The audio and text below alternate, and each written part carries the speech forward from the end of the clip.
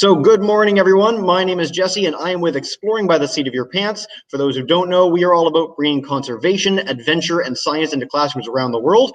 I want to thank all of you guys for joining us here in February, our entire month dedicated to amazing women in science and engineering.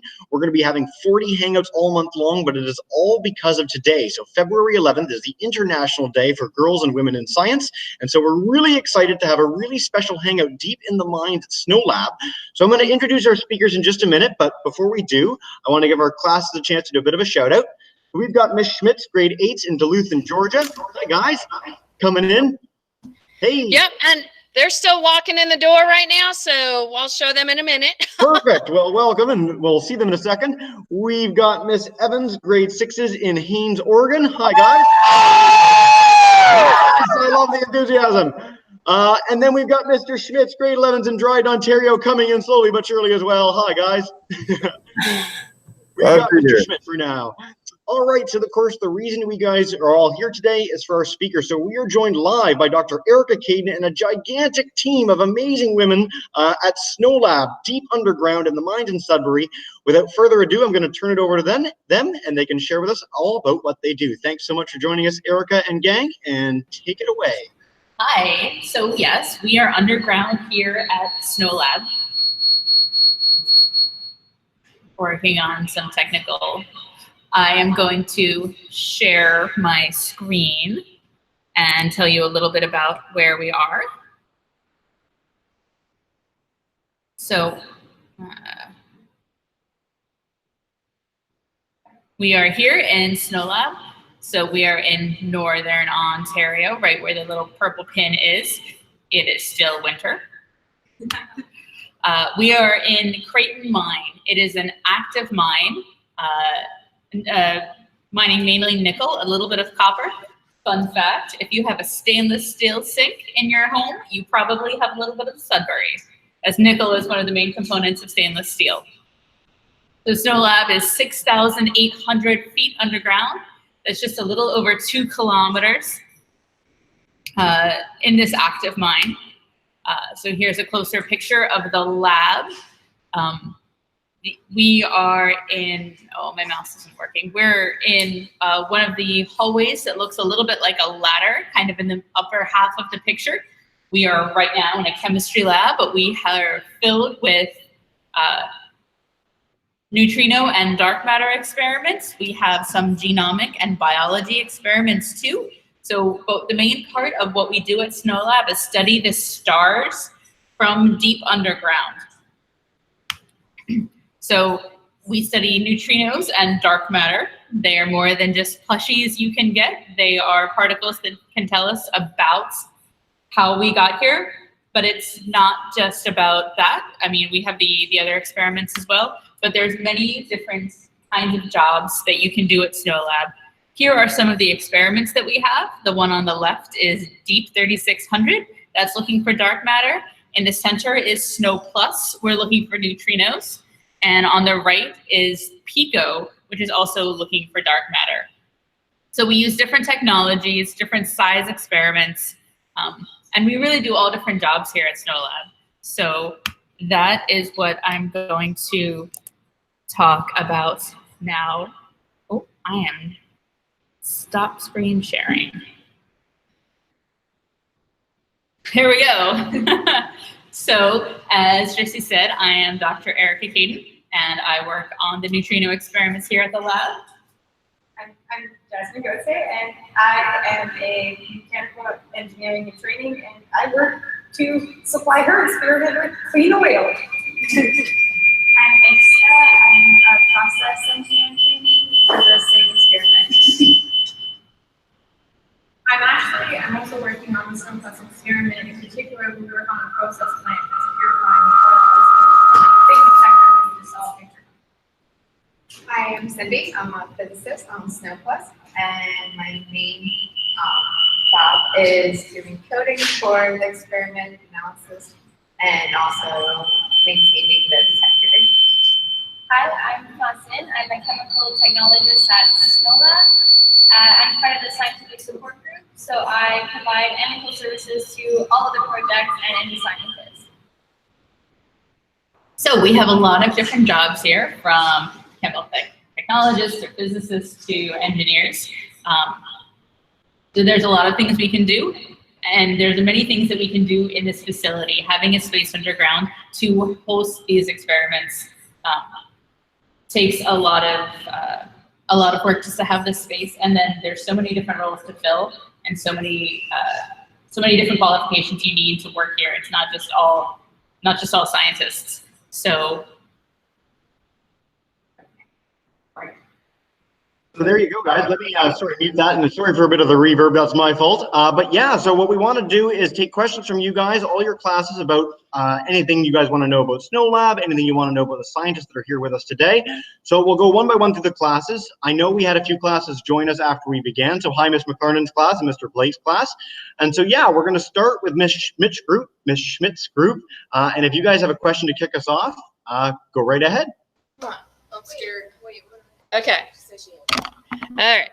Sorry, we have a question. Hold on a minute. Go. Yeah. Okay.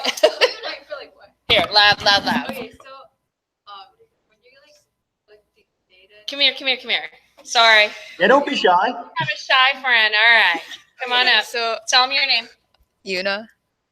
Okay. Oh, so wait, what kind of scientist are you? Because I missed it. They're engineers. They have a technologist, a chemist. So, Oh. ask So, about, like if you're like a chemist, do you like actually like mix chemicals to create new chemicals and stuff? Good question. All right. So yes, if you're a chemist, do you mix chemicals together to make new chemicals and stuff? So tell us a little bit about that. So, for example, you can do some acid digestion, and to do an acid digestion, we do something that's called an octorrhea. So we'll actually put nitric and hydrochloric acid together to make a stronger acid to digest metals. And so the way we do it at Snolab is we want to digest metals like some soldering, so anything for like welding, and then we can run it through instruments to tell us if there is some uranium or thorium in it, which is to do some, that can cause some backgrounds for some of the experiments. Awesome. All right, so thank you for that. Sorry about the reverb again, guys, my fault. Let's go to Miss Evans' group if you guys have a second question. Hey, get up. Come on up. First question. Come on. Right there. How do you create dark matter? How do you find? How do you find dark matter? Good question. All right, how do you find dark matter, guys? So we try to find dark matter by seeing if it will bump into particles inside our detector. So we have generally big spheres or big kind of oblong shaped detectors that are very clean and filled with the material that we think the dark matter particle will bump into in a certain way that we can see light. So that's pretty much what all of our experiments are, is looking for light generated by other particles. Very cool. All right, I want to know before we go to our third class, we have some groups watching on YouTube Live. If you guys want to type in questions in your chat bar, you can, so please do, and I'll pass them on to the gang. But let's go to Mr. Schmidt's class in Dryden. Go ahead. Yeah, we still got kids kind of working their way in here, but I don't really have a question, I don't think, coming up yet. But I do have a recent grad from our high school that worked at Snow Labs last summer. So we have a pretty close connection to Snow Labs. So it's kind of cool to be here today.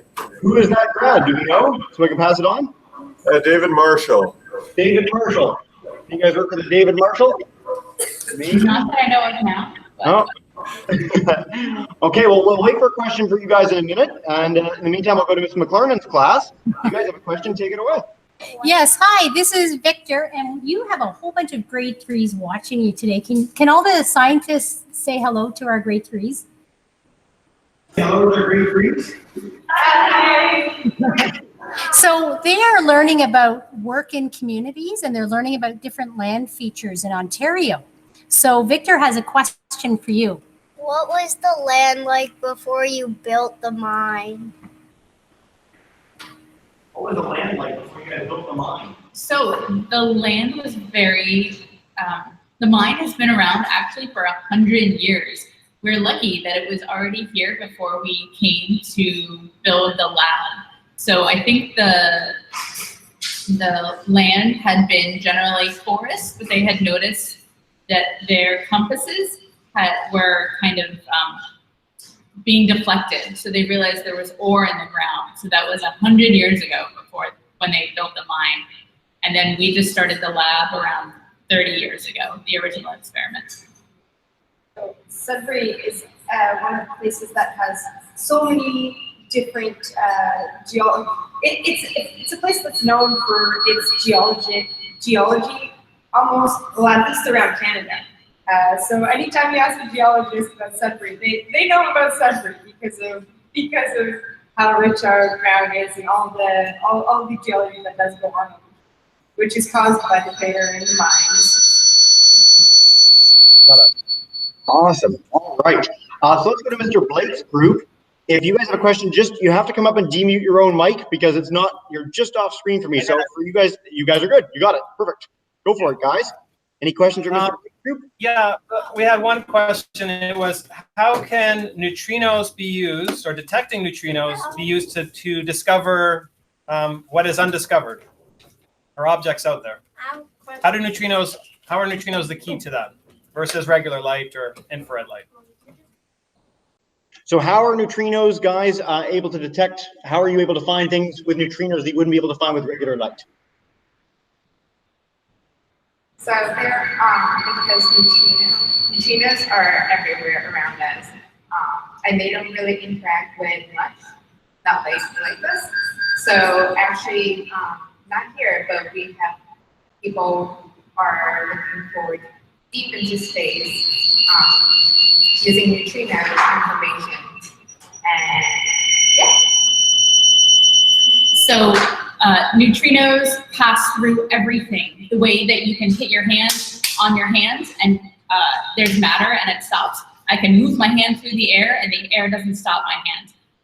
Everything is like air to a neutrino. It can pass by through tables, through walls, through 2 kilometers of earth to get to our detector. So they can tell us a lot about the stars and space because they don't interact with space as they fly through it. When we see light coming from stars, it can be bounced around inside the star itself and then be deflected by other particles and by planets.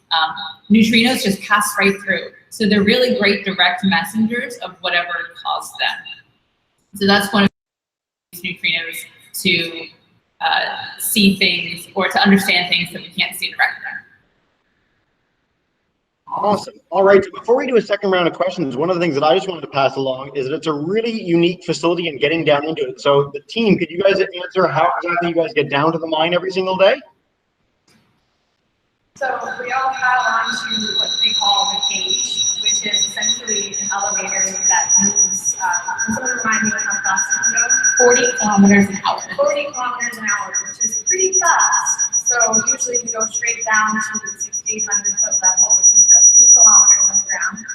And then we have a person who walks in first to make sure that everything's safe. We travel as a group, walk about another 2 kilometers. Once we get to the lab, we have to shower, remove all of our mine gear, make sure we have all of the mine dust that can have potential contaminants for the experiments off of our hair and our hands and everything. And then we all get dressed up in matching suits and come into the lab. And when we leave, we don't have to shower on our way out or anything. So you see that we all have our hard hats on and our safety glasses on. Yeah, hairnets too. So this is still an active mine, and these are all safety equipment that we have to wear all the time just to do work, just to sit at a computer, just to do anything. So like Ashley said, to come through the mine itself, we had our dirty safety gear, like the bright orange and the stripes. And we dress up like miners just to walk through. Yeah, we're all, safety is one of the utmost important things underground. Outstanding. All right, so let's head back to Ms. Schmidt's class. If you guys have a second question, come on up. We do. Hold on a minute. Come on. Good job. My boy Gutu. Hello, my name's Gutu, and my question is, how dangerous is your job?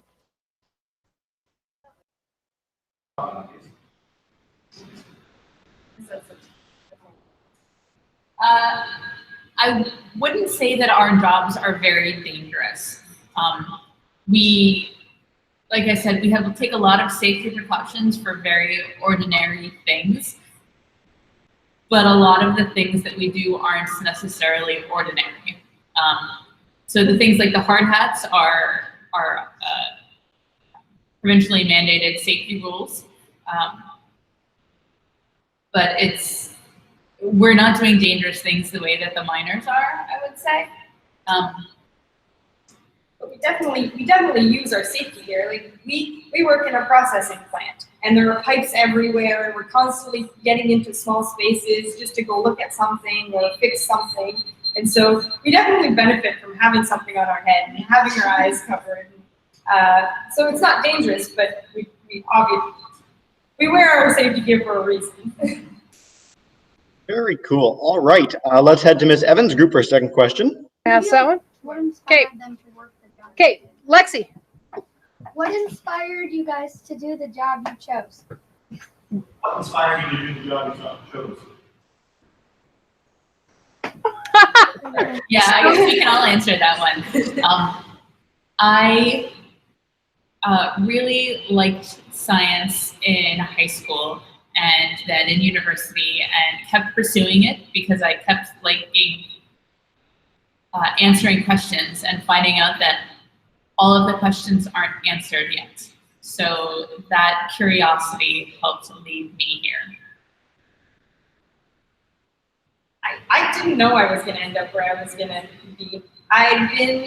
Ever since I was very little, I guess I was involved in things with engineering, and throughout high school too, I built cardboard boats, we did competitions, everything kind of leading towards engineering, but I didn't know that. I had no idea until in 12th grade, I think a month before I had to choose to go to university somewhere. Someone said, have you really thought about going into engineering? And I thought, no, I didn't think that was really an option. Never came to mind. And here I am years later, and I definitely like what I do, and I definitely should be doing this. And yeah, ended up at Snolab because it gave me an opportunity to do engineering work and do hands-on work. So we're not only sitting at our desks, we get to learn the practical behind everything that we do. And for me, that is crucial. I couldn't do just the desk work of it. It's not something that I would feel comfortable doing. So that's how I ended up here. I have to say my story is a little similar to yours, but it only took me till halfway through first year at university to decide engineering was for me, just mostly looking at my friends' homework, and it seemed way more interesting than what I was doing at the time. So yeah, and then I only started working here a few months ago, just 3.5 now. But it was an opportunity, and I'm liking it so far, learning lots. So similar to everyone who's already spoken before, I've always liked science in elementary school and high school.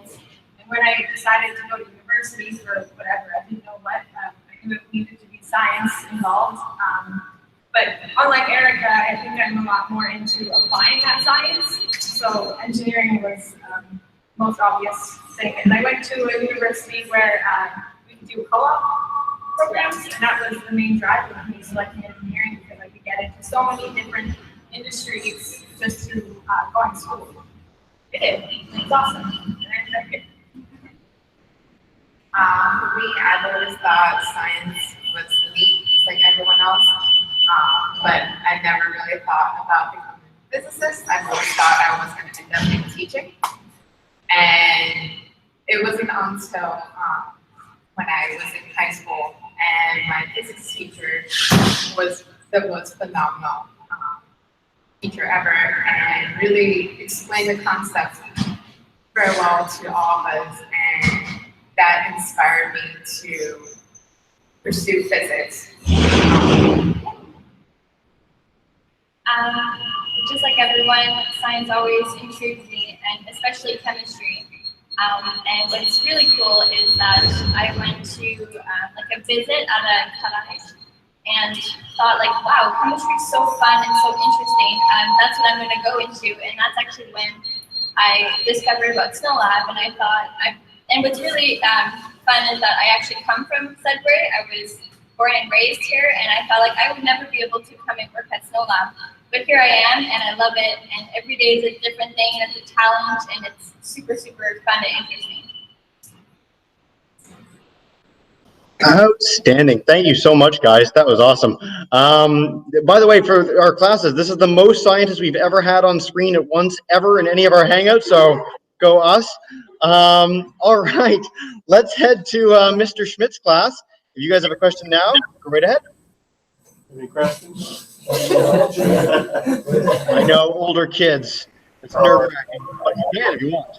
One question regarding Snolab. Yeah? Just wondering, the science that you're doing, how many other places around the world is this happening? Science like this happens. Yeah, so there are a number of underground labs looking for, with particle physics experiments in them. Many of them are in either old mines. I think very few are in active mines. I think this might be the only one. But there's a facility underneath the mountains in China, one in Japan, one in Italy. There's facilities in, and a couple in the US that are deep underground looking for neutrinos and dark matter, similar to our facility. But we are the only one that operates the entire lab as a clean room. So as we mentioned, the hair nets, that helps keep our hair in. We have to shower to get into work. You have to wear gloves when you're doing almost anything except sitting at a computer. And all of the materials have to be very clean. Like we said, we had to shower to come in. So we're, I believe, the only facility that operates the entirety as a clean room. Excellent. So cool. All right, let's head to Miss McLernan's class. Okay, waiting. Go ahead. Yeah. We have two quick questions. Okay. How many jobs are there in the community? So we're wondering if there are a lot of other jobs in the community as well because of the lab. So are there a lot of other jobs in the community because of the lab, guys? Yes, I think so. So one of the things that we know is that for every federal dollar invested in the lab, there is a $6 return on the community. So people moving here, like me and Cindy, we're not from around here at all. We both moved up to work here. Whenever we have big meetings, people come in and visit, and that helps spur the economy. And all of the infrastructure that's needed to build the experiments is produced by, or much of it is produced by local manufacturing companies. So that's another benefit. It's really,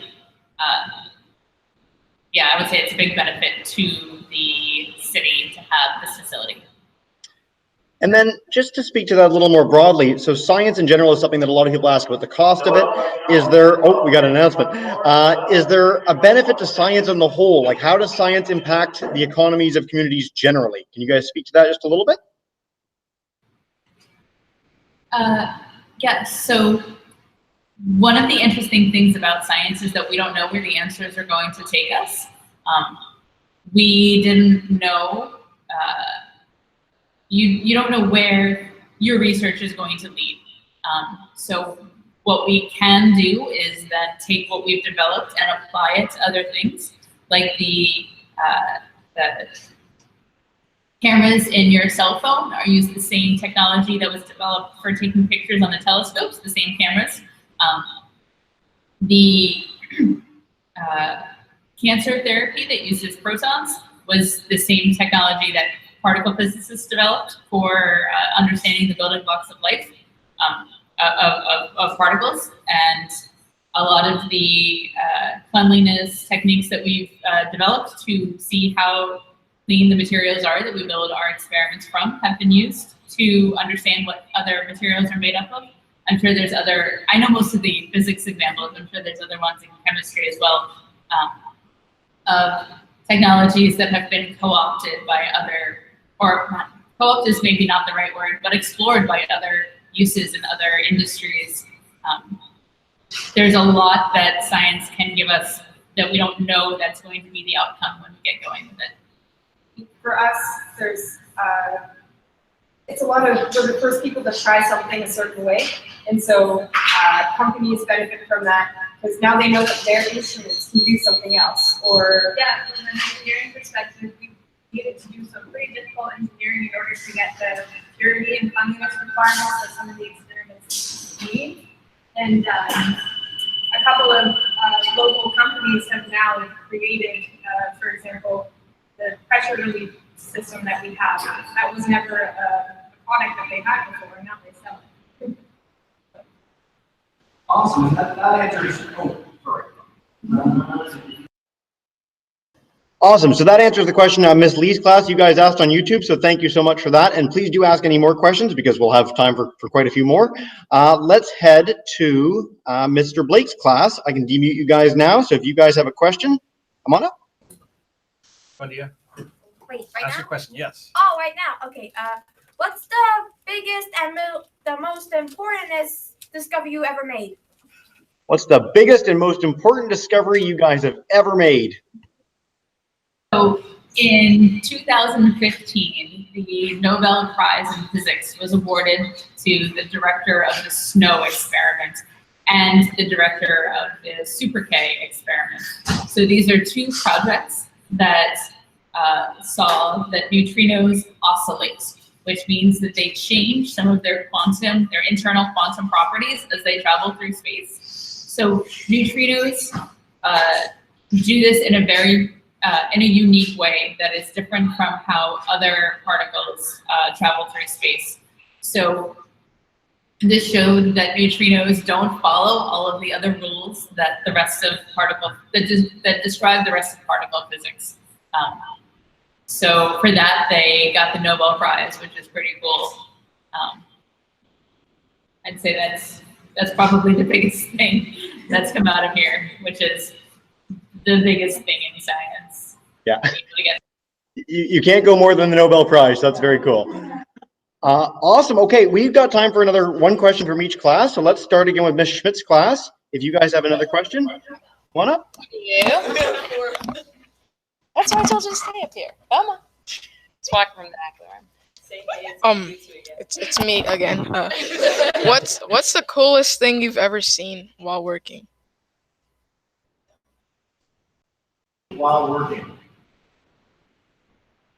That very much depends on the people because we all think things are very different things are super interesting. Like I'm going to say that a certain machine and the way the machine works is the most interesting thing I can see versus someone else would not even think that that's cool at all. For me, we have a really old instrument that came to Snolab, which was generally donated to us. And for me, the really cool thing was to actually get it running and to turn the plasma on, and it was like the happiest day ever because it was working and it didn't explode or anything. So for me, since I started working here, is we have this software that you can actually see which of our detector or the cameras that are lit up inside of our detector. And it is super cool when I first saw a particle called V1. And what it does is it creates this ring in our display. And so you can very distinctly say, oh yes, this is a V1 that just came by our detector and is detected by our detector. And it's really cool to be able to see that in real time.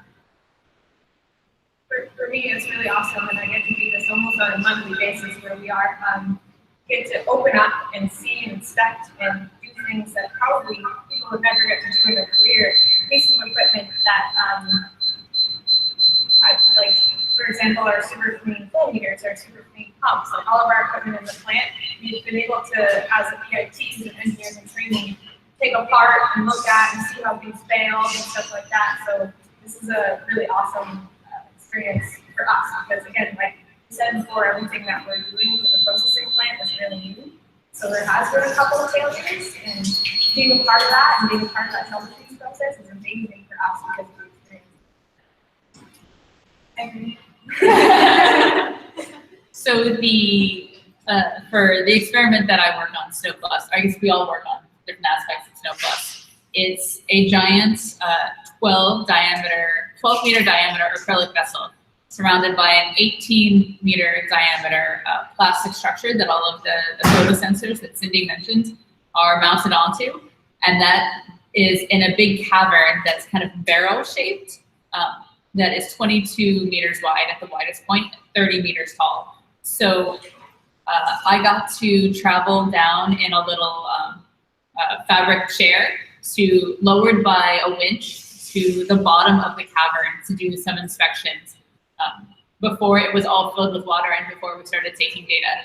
And then I was able to go down as we were filling up with water to be lowered into an inflatable raft to do other inspections along the walls and along the ceiling and to do work on the detector from the outside. So to be 2 kilometers underground in a life vest and a coat, working on the successor to a Nobel Prize winning experiment. That was pretty cool.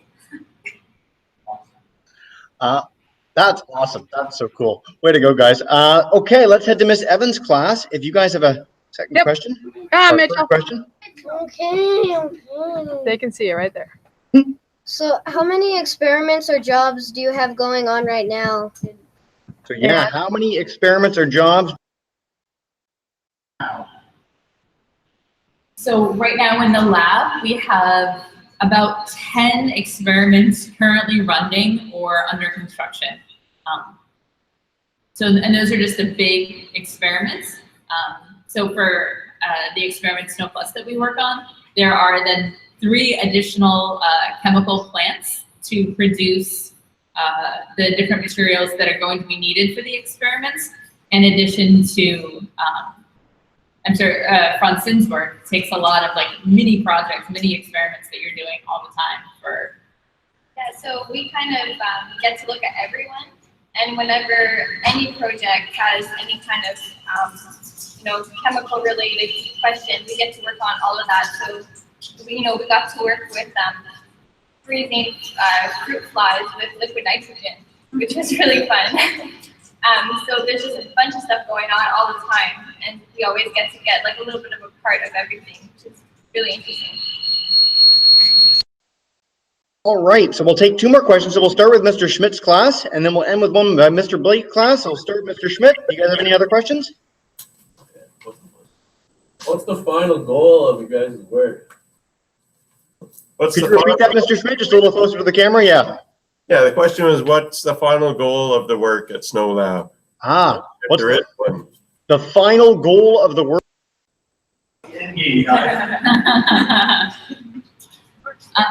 Yeah, more experiments. So the questions that we're trying to answer, they keep leading us to more questions. So take neutrino oscillation. That was not necessarily the answer that the experiments expected. So once we realized that neutrinos change this quantum property as they travel through space, then we have to answer all of the math about that. How fast does it change? Do all of the flavors of neutrinos go through this? How do they interplay together? What does this mean? Now that we know that neutrinos have this property, it implies that neutrinos have mass, which is not what was expected. How much do neutrinos weigh? Do they all weigh the same? All of these other questions kept leading to more questions. So I'm not sure that we don't know yet what the next questions will be. Similar with dark matter. We know that dark matter is out there because we can see its effects. We can see how it bends light around galaxies, but we can't see the particle dark matter dark matter yet. So that's what our experiments are looking at. We have many different ways that we're looking for dark matter with liquid argon, with liquid freon, with certain germanium and silicon crystals, with gaseous helium.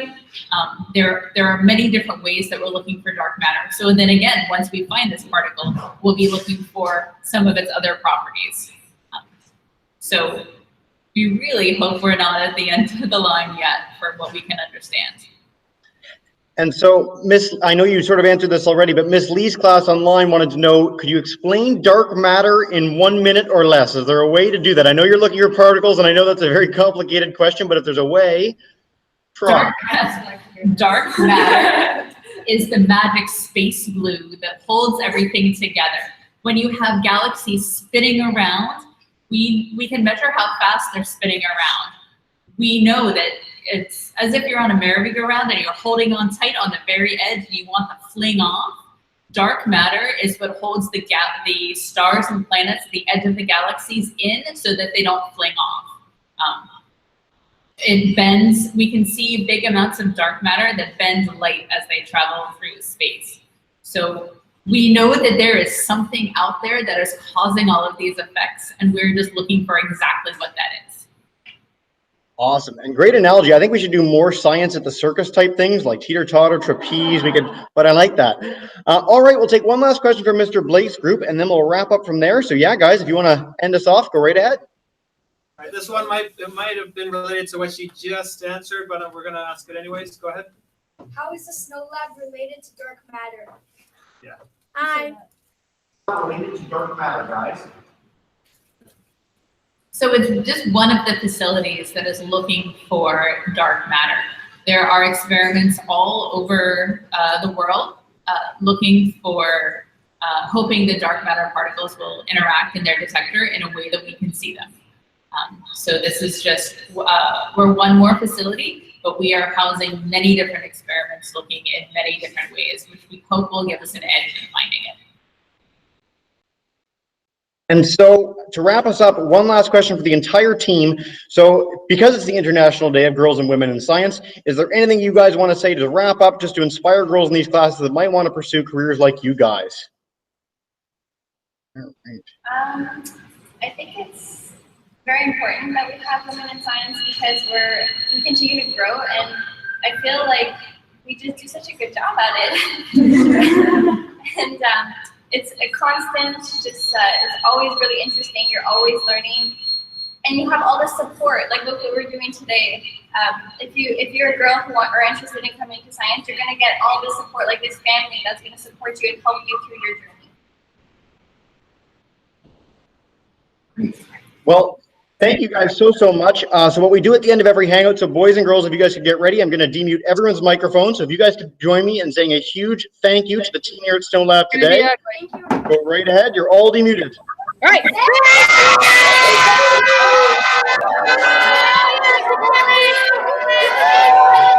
Awesome, guys.